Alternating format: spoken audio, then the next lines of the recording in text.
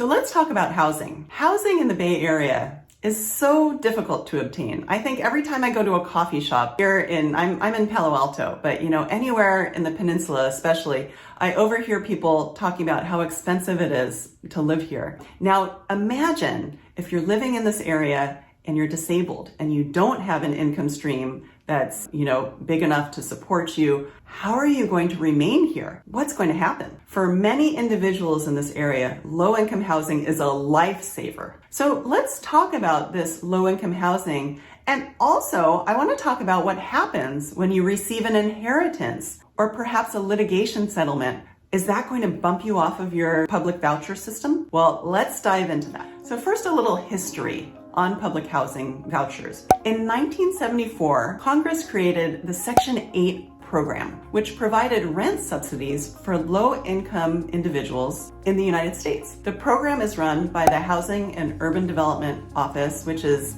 funded by Congress. HUD, in turn, funds the public housing agencies, and they manage the local Section 8 programs. Okay, so Section 8, it can actually work in two ways. The first way is portable or tenant-based. A family can receive a voucher that pays for a certain portion of their rent. And this is portable because it can be taken to any place that will accept this type of voucher. And then the other type is project-based, where HUD and the owner of a building enter into an agreement for the subsidized portion of the rent.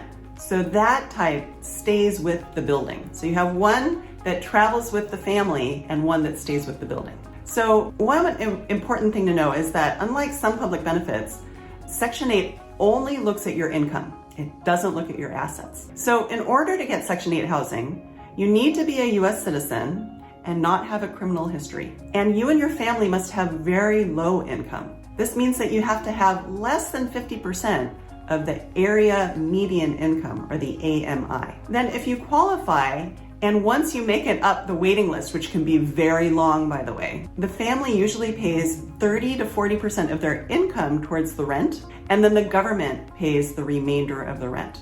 So you can see how this would be very, very valuable to be able to pay for someone's rent. So what if the Section 8 recipient is also the beneficiary of a special needs trust? How does that work? What might happen? Well, money in the special needs trust is not counted towards eligibility for Section 8 housing. So that's the good news. However, money distributed from a special needs trust to the beneficiary can be counted as income if those distributions are regular and recurring payments. So let's say special needs trust every month is paying for somebody's phone bill or is paying a certain amount for food, okay?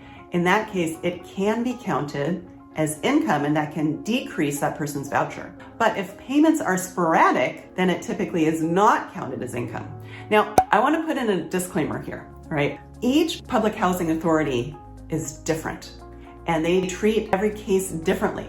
And it can be maddening. It can make me want to pull my hair out because it's difficult to know how are they going to respond. Each county's program is different.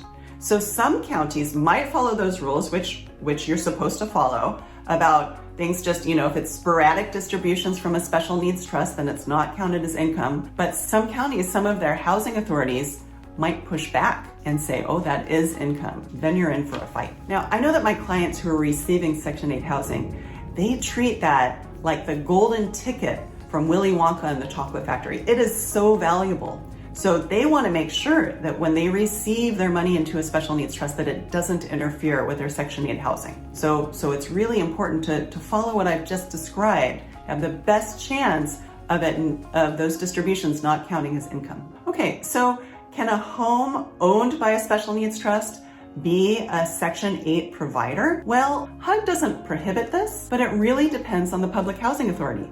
Again, it's difficult to predict, and you should reach out to your local public housing authority to see what their rules are. So what if someone receives an inheritance outright and then turns around and puts it into the first party special needs trust? Does that disqualify them from Section 8 housing? How might that affect them? Well, the money, the underlying assets transferred into the special needs trust do not count against Section 8 eligibility.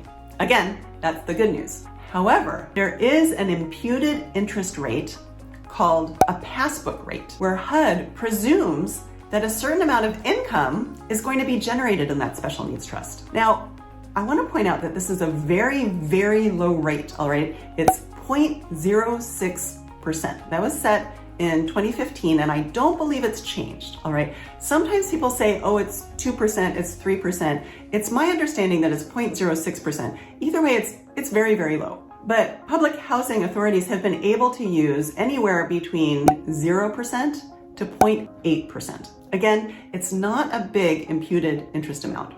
So I want to give you an example of this. Let's say that Joe receives a Section 8 housing voucher, one of those portable housing vouchers that's like his golden ticket.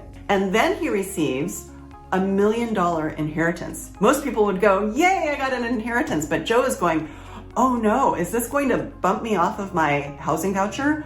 I don't want that. So Joe immediately sets up a special needs trust that's a first party special needs trust. Now he needs to be under age 65 to do this, mind you, okay? Sets up a first party special needs trust and transfers that $1 million inheritance into the first party special needs trust. So that $1 million doesn't count against Section 8 housing, but there's an imputed income of 0.06% on that $1 million. And how much is that if you calculate it out? $600, not so much. So basically, HUD is saying, we're assuming that that $1 million is generating about $600 a year. So we're going to say, Joe, you have an extra $600 a year of income. And because of that, we might lower your voucher amount a little bit because you have a little bit more income. Okay. So you can see it shouldn't affect Joe very much. Now, the Public Housing Authority could change this or they could push back. Again, I feel like Section 8 housing as an estate planning attorney and a special needs planning attorney is one of the trickiest areas of planning. And so I hesitate to say anything concretely because boy, they all run their programs differently.